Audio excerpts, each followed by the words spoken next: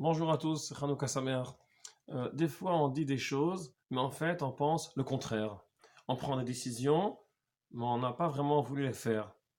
Mais les circonstances extérieures nous ont obligés de prendre ces décisions, de dire ces paroles, et des fois, on paye des prix à long terme, des fois à court terme.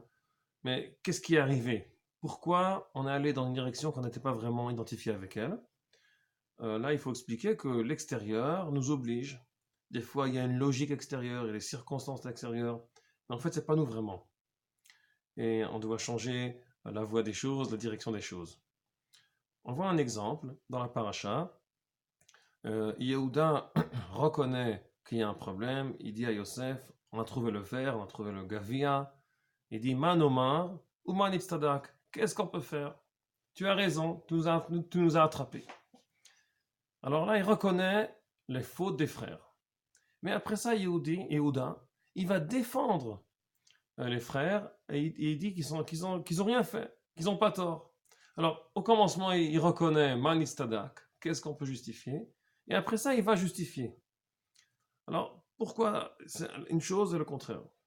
Alors, c'est vrai que les circonstances extérieures des choses, c'est qu'ils ont trouvé le gavia, ils ont dit s'il y a le verre chez moi, je paye le prix, on a trouvé, tu as perdu. Mais au fond des choses, ils comprennent pas ce qui se passe. Il y a quelque chose qui marche pas. À l'extérieur des choses, ils sont coupables. Man itztadak, qu'est-ce qu'on peut justifier? Mais au fond des choses, ils sont pas vraiment coupables. Explique la Gemara que dans le mot nitztadak, il y a les initiales de nechonim anachnu, tzadikim anachnu, on a raison, on est des tzadikim, on est pur, théorim anachnu, dachim, je ne sais pas comment traduire, dachim c'est peut-être modeste, ekdoshim anachnu, on est saint. Dans le mot même, qui reconnaît Manitztadak, qu'est-ce qu'on peut justifier? On met des initiales. Non, pourquoi ces jeux? Mais en fait, toute la réalité, c'est des initiales. L'Agmara demande d'où on sait le mot qu'on peut prendre les mots dans la Torah et faire des initiales et en fait étaler le mot à encore 5 mots, ça dépend combien de lettres il y a. Alors elle amène quelques exemples. Un exemple, c'est ce mot nitztadak. En manitztadak, qu'est-ce qu'on peut justifier? Mais en fait, on est justifié. Elle ouvre le mot, et tous les mots, c'est des initiales, qu'en fait, ils sont purs, ils sont saints, ils ont raison. C'est quoi exactement ce jeu et pourquoi on peut faire des initiales? Alors le mot initial, mais pas que initial, tout ce que nous dirige à voir un peu plus profondément, ça s'appelle notre icône. La Gemara Beshabbat dit qu'est-ce que c'est notre icône? Pas qu'est-ce que c'est. D'où on sait que notre icône, ça vient de la Torah. Un des exemples, c'est là. Notre icône, c'est encore une fois ouvrir le mot et trouver des nouveaux sens qu'il n'y avait pas vraiment dans le mot comme il est écrit. Rabbeinu Hananel qui nous explique que notre icône, ça vient d'un mot grec. Notre icône, c'est un mot grec.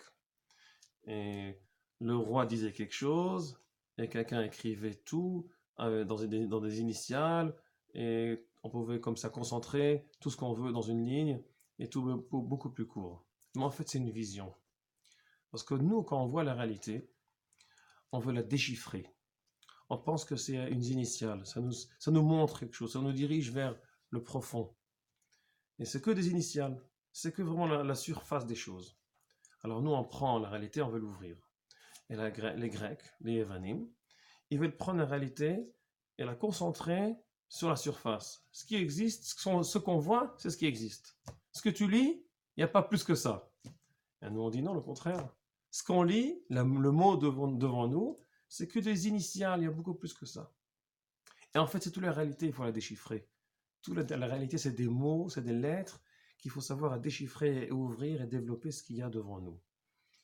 La Gemara a choisi quelques exemples, et cet exemple-là nous enseigne que quand on regarde dans une façon superficielle, alors on est coupable, on ne fait jamais ce qu'il faut jusqu'à la fin, toujours il y a quelque chose de mauvais. Ça s'appelle Ain Ra'a, une mauvaise vision. Quand on regarde la surface des choses, on aura toujours une mauvaise vision. Mais si on approfondit aux choses, dans la réalité, on déchiffre la réalité, on comprend que c'est un autre icône, alors là on peut voir qu'en fait on n'est pas coupable. Toute la réalité quand on la déchiffre, il y a, il y a du bon là-dedans. Il y a du bien, il y a là-dedans. Ça s'appelle Ain Tova. Un bon œil, ça veut dire bien voir ce qu'il y a derrière les choses. Ça, c'est la Ain Tova que Avraham Avinu il avait. C'est pas de dire, bon, caresser quelque chose gentiment. C'est comprendre à la profondeur des choses que tout est bien. Mais il faut comprendre l'attitude qu'on doit déchiffrer pour trouver ce bien. On ne peut pas rester sur le superficiel. Et la Yevanim, c'est le contraire. Ils veulent concentrer que sur le superficiel. Nous, on veut déchiffrer le notricon. Je pense que le mot noter, il vient de ce mot notricon, par le latin, etc. Alors nous, quand on note quelque chose, c'est un notricon, c'est que des initiales.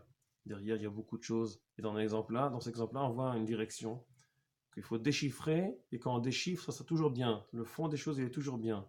Et c'est pour ça que c'est choisi pour un des exemples de notricon qu'on peut trouver dans la Torah. Que la Torah même nous enseigne qu'il faut regarder les mots et trouver les initiales des bonnes choses.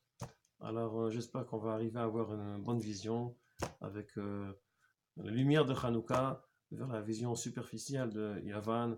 Shabbat Shalom.